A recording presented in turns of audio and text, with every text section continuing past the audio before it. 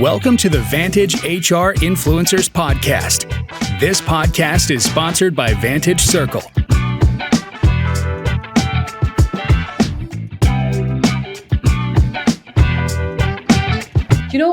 Frontline hiring has always been fast-paced, but lately it feels like we're in the middle of a complete reset. Candidates are choosing jobs differently, expectations are shifting, and I believe the old playbooks really aren't holding up anymore. So even with better tools, more data, and smarter strategies, companies, I believe, are still struggling to attract and keep frontline talent. So clearly something deeper is going on beneath the surface. And to break this down with us, I'm joined by someone who has been watching these changes unfold in real time, Trent Cotton, Head of Talent Acquisition, Insights and Analyst Relations at iCIMS. Trent, I'm so glad to have you with us today. Thanks for being here. Yeah, thank you for inviting both me and iCIMS here to kind of get through this meaty topic. It's a pleasure to have you on the show. Before we dive into the heart of our conversation, could you share a bit about your professional journey so far and what shaped the work you're doing now? All right. So I have been in HR space for roughly 22 years. I actually got into it coming out of being a banker. Loved banking, but just got kind of bored with it and started in recruiting. And 22 years later, here I am. I've worked across industries, across enterprise to startup, and most recently joined iCIMS as the head of talent insights and analyst relations. So our talent insights program, we put out a free monthly workforce report and 2 anchor reports every year, completely free. We really believe that our data and our insights enable the recruiting industry to really be able to craft a very successful recruiting strategy. So every month that we put it out, I'm like, God, I wish we would have had this whenever I was a practitioner. So it's a fun job. Never a dull moment, especially in this job market that we have now. Incredible. Thank you so much for sharing your journey with me and our listeners. Now, with your permission, I'd like to delve into the topic today, frontline hiring. Great. When we talk about frontline hiring today, it just doesn't feel like the same landscape we were looking at even a few years ago. The urgency is higher, the expectations have really shifted, and candidates seem to navigate the process with a very different mindset now. And honestly, it kind of makes me wonder what changed underneath all the obvious things we keep hearing about. So what do you think is the biggest shift in frontline hiring today compared to a few years ago? All right. So my real passion is marketing. That was my major, and it took me 25 years to actually get into a marketing department. But I've always been obsessed with consumer behavior, like the psychology about what makes someone buy something, what makes them fall in love and become fans of brands.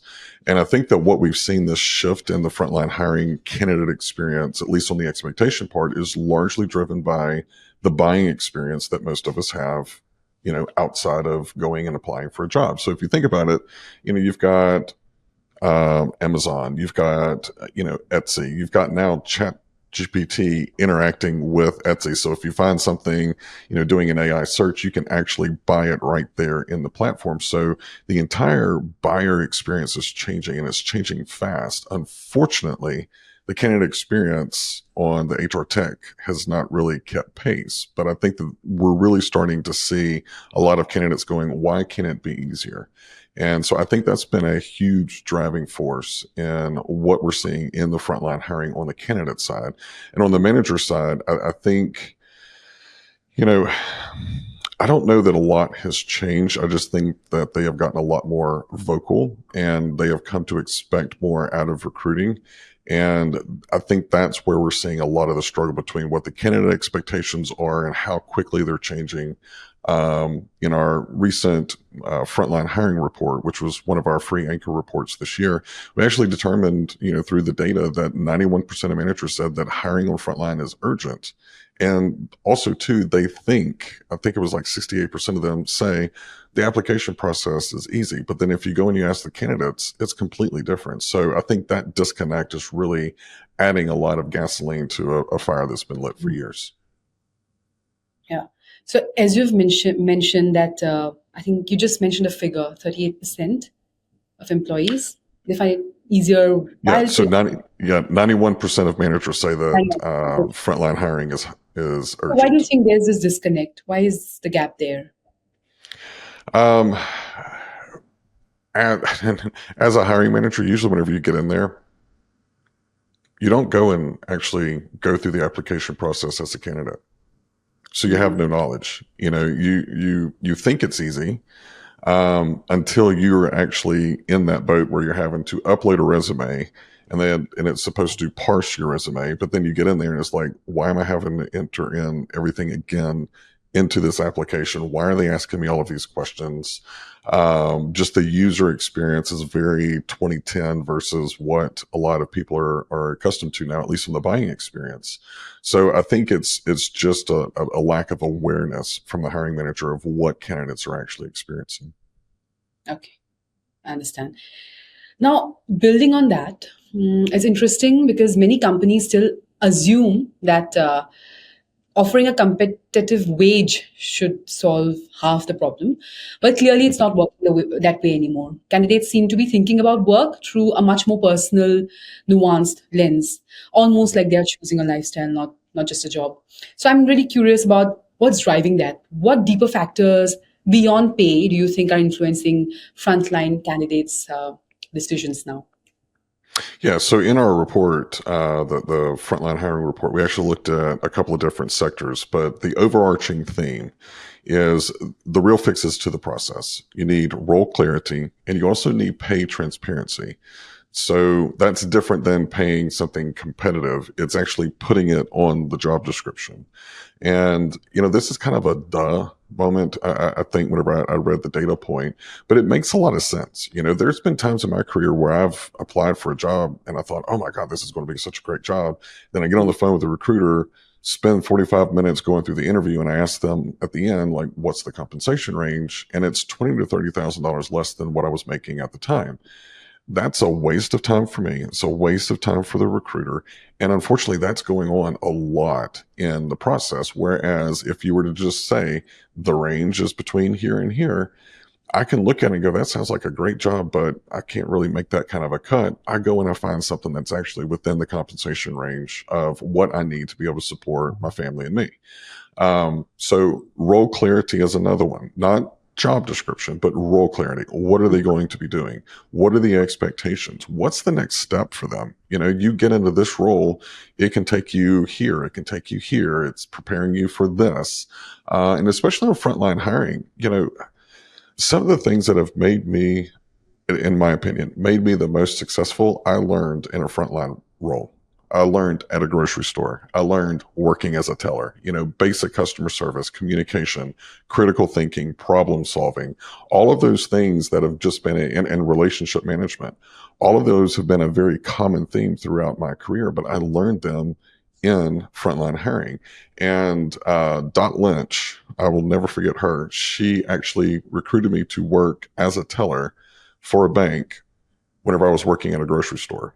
She came through my line and she was like, you have great customer service. You're very fast. You're very efficient. Like all these little things that she translated into, I think you'd be a great teller. And whenever I interviewed for the role, I was like, so like, what does this role do? They explained it, but they said, this is the base for you to go here, to go here, to go here. And I fell in love with banking in that interview. And I think that is a huge missed opportunity that hiring managers on the front line are missing whenever all they're doing is, do you have this? Do you have this? Okay, cool. Let's move to the next step. I think that really kind of getting in and painting a picture of where that can go. I think that's a lot around the role clarity that we see in the data that the candidates want in the process. Yeah, I think you've highlighted a very significant point, the significance of role clarity over simple job description. So that is going to be a great takeaway from this response of yours. Now, something that keeps coming up in this whole conversation is, again, technology. We've been positioned we have positioned tech as the thing that will kind of fix frontline hiring, automate, and streamline, even simplify for that matter. But on the ground, it often ends up feeling like one more hurdle rather than a helper. So I'd love to unpack that tension a bit. because it's clearly shaping the hiring experience for both sides. So, how can companies use tech in a way that actually speeds up frontline hiring rather than slowing it down? Uh, Actually, I'm going to change the question a little bit. I think that's that question that you asked is what everyone's trying to solve, but I think we're trying to solve the wrong problem. Okay, so let's go back to the buying experience. You go into Amazon, you search, you go and you look at the reviews. Now you've got Rufus that you can go and ask some questions about the product, about the reviews. And then you go, you know what, I want to go ahead and buy this. And you can buy now or, buy with one click or add it to your cart and keep going. That's an experience. Okay. So just think about all the different tools that I touched. I did the search. I did the product page. I looked at the reviews. I engaged AI. I could have been doing that buying process for 20 minutes, but it did not feel like 20 minutes. It was not fill in your, fill in the SKU of the product that you found on the other page. Go in and put in your name, put in your address, put in your check card, put in this, put in that. 20 minutes of that, like for me, 2 or 3 minutes into that, I'm out. I'm like, God, this is too complicated. But that's what we're putting candidates through. So my pushback to your question is actually, it's not necessarily tech that's hiring it, slowing it down and making it more complicated. I think that we're not looking at the experience. So why could an application process not be conversational? On text, on WhatsApp, on the web. Hey, John Smith, so glad that you're interested in this role. Tell me a little bit about your last role, and I can dictate to it. I can answer it, and it's going and it's pulling all the necessary information out. And then it pops up 5 or 10 minutes later and it says, okay, here's everything I learned about you. Take a look, make sure that I've got your profile correct. Because what's happening also in frontline hiring is a lot of the candidates, they don't have this long resume. You don't need a long resume for most frontline roles. You need to know, do they have the critical skills? Do they have the soft skills in order to be successful? That can be accomplished in a conversational AI type of platform. And I think that's solving the right problem. Sure. Now, shifting gears, it brings me to something I personally find super important. What happens after the offer? Because frontline roles see some of the highest early turnover, and yet we don't talk enough about how those first few days shape how long someone stays. It's almost like engagement begins way before performance does. Here, I feel like we need to sit with that for a bit. Trent, help us understand how can HR teams design hiring and onboarding experience that build long-term engagement from day one itself. So I like to use the analogy that when you get married, you say, I do, but you shouldn't be done dating, courting, nurturing that relationship, right? If you don't do all of those things, I do eventually becomes I'm done, I think that we should take that same type of approach to the offer and the onboarding process. What happens is they sign the offer letter and then they don't hear anything until day one. They go through this laborious orientation and maybe some on-the-job training, and then they're just left. And it always amazed me how organizations were so surprised that turnover was so high in those types of roles, because you just kind of dump them out there. We're missing that relationship. We're missing that continuous courting. And it starts with, yes, I will accept the job. Now, this is where technology can provide a pretty significant lift and we're not even talking about AI. We're talking about some sophisticated automation. So I accept in 24 hours, let's say I get an email that's got this link to a video that's talking about our culture and what to expect on day one. And then maybe 2 days after that, I get a link to the swag store and I get $100 gift certificate. I can go and buy the swag that I want to, not a keychain and something else that I'll throw away whenever I get home, but maybe a polo. Maybe, I've got my own little branded little Stanley Cup here, those are things that I'll actually use during the day that are branded. A message from my boss, a message from the CEO. There's so many things that could be done in that week or two that it takes to get someone actually to day one that helps them become immersed in the role. And one of my friends in the industry, she is now CHRO for a very large, like global food distributor. And she told this story 2 years ago that they decided to do for their jobs. Speaking of role clarity, they did videos that was actually done by the employees at the warehouse for the job. And there was one where they was kind of walking through, and there's like, here's the meat section, here's the freezer, here's Sally, here's Harry. I mean, it was cute, you know. They knew that it hit whenever they had someone that started, and they said, you know, hey, I need to go use the restroom. And the manager's like, well, you're going to go here. He goes, no, I know where it is. I saw it in the video. And as he's walking, he goes, hey, Harry, hey, Sally. Like, he started day one like already feeling like he got a virtual introduction to everyone. And it was just a very common video. So I do think that there's going to be a huge lift just in the onboarding experience, you know, getting them immersed. After day one, we should immediately go, I know this is your first 30 days, but here's all the different things in the company that you want, that you have access to be able to do. So let's use something that I'm familiar with, working as a bank teller. So you start as a teller. Day 30, imagine getting an email with a little bot that says, hey, Trent, welcome. I hope you've had a great first 30 days. Give me a quick rating. How, on a scale of 1 to 5, how's your first 30 days been? What can we improve on? What was really great? Okay, cool. Now let's talk about you. Here are all the different career trajectories that you can go in the company. Where do you want to go? I select one. It has access to my resume because I just started with the company. And it has all of the job requirements, and it starts analyzing and saying, hey, this is a really good fit for you. Here are a couple of the different gaps. Do you agree that these are gaps between here and here? Yeah, I agree with them. All right, cool. Now I'm connected to the LMS. I'm going to go ahead and assign you some of these learnings so that way you can go ahead and start getting a jump. And if you do everything right, you should be able to have the required skills, at least on paper, maybe not the experience, but the skills in the next year. I have access to your calendar as well. Do you want me to go ahead and schedule 30 minutes a week for you to take one of these courses? That should keep you on track. Imagine that kind of an experience for a frontline worker. So someone that comes to work, you know, in a hotel in the front desk, and they ultimately one day want to be a hospitality manager. Well, now day 30, I've got this awesome career plan, and all I got to do is do it. You know, and then you're literally giving the keys to the kingdom to the employee on day 30. That's what's going to enhance onboarding while also fixing your retention issue. Yeah, that's well said.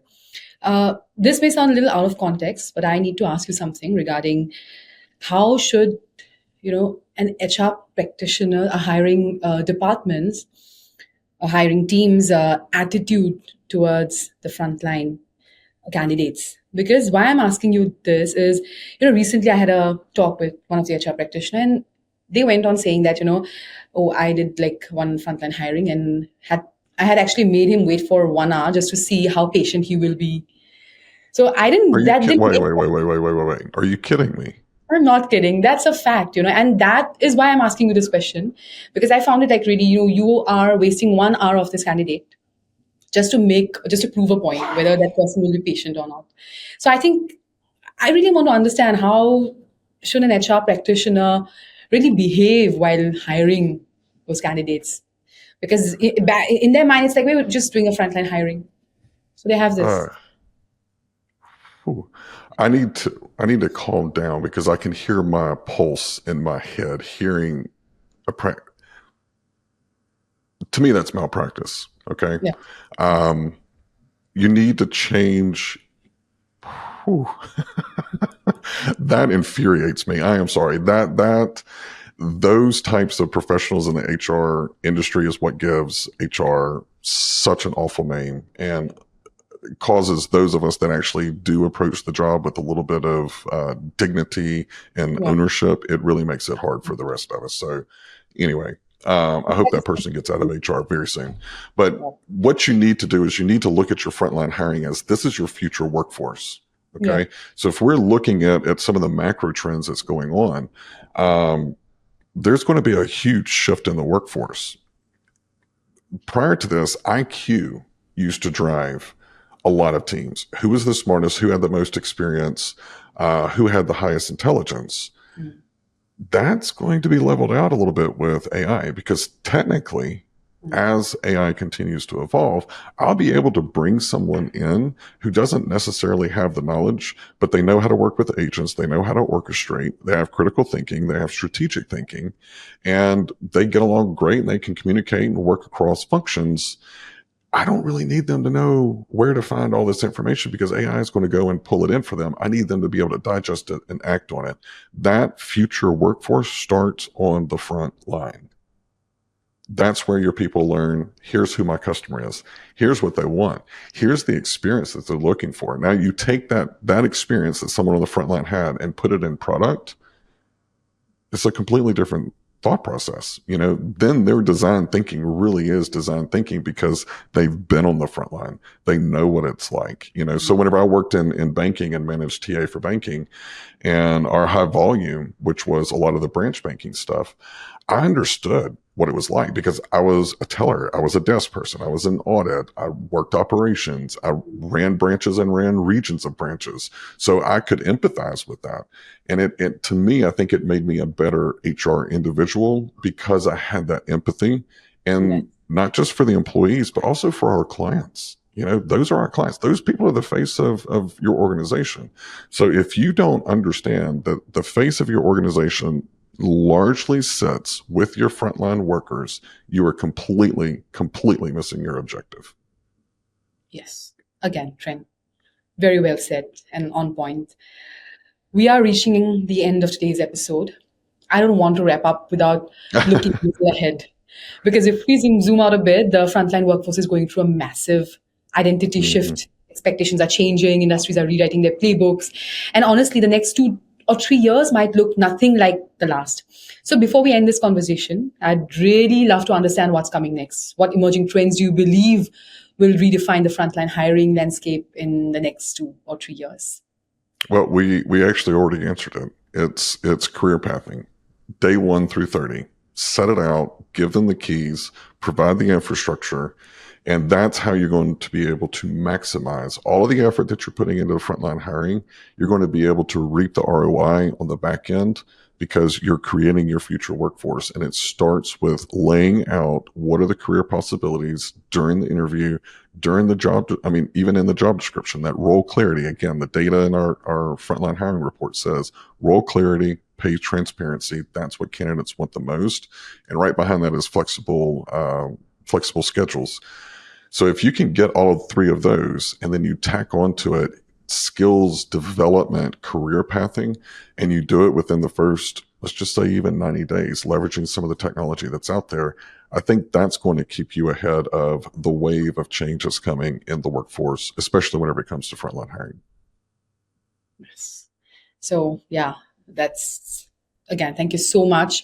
You've responded very beautifully all the questions that we had, and I'm sure our listeners will be benefited. We have reached the end of today's episode. Trent, any message for our listeners? Absolutely. Please go to iCIMS.com, click on resources, and then go to Talent Insights. All of our reports are there. Every month, we usually try to put it out around the second week of the month. And this is data that you're going to need to give you the insights to be able to create that successful recruiting strategy that's going to help you deal with some of the issues that we talked about on this particular episode. Thank you so much once again, Trent, for joining us in this episode. Really, really grateful. Thanks a lot. Not a problem. Thank you for having me. Thanks for listening to the Vantage HR Influencers Podcast. Please do subscribe to Vantage HR Influencers Podcast YouTube channel for new episodes.